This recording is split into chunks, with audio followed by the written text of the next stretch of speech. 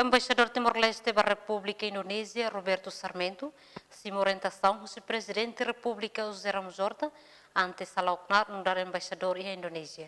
Banhira remata sormalo Embaixador Timor-Leste da República Indonezia, Roberto Sarmento de Oliveira Soares, ba jornalista, e o Palácio Presidencial ba Repite segunda ne hateten.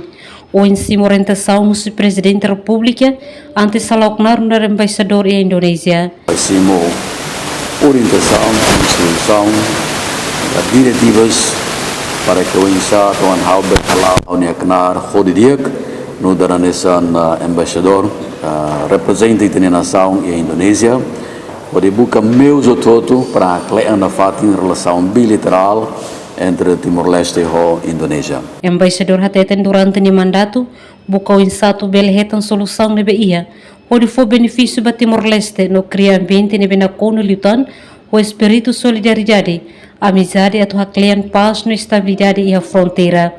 E a bibane Presidente da República José Ramos Horta, o Embaixador atau Halao Knaar capacidade nebe ia, atau desenvolve no criar lutan mecanismo que a cooperação fon, onde haklean cooperação e a resira selo nebe ia ona, hanessa em defesa, segurança, educação e economia no sociocultural. Emerenciana Pinto, STL News.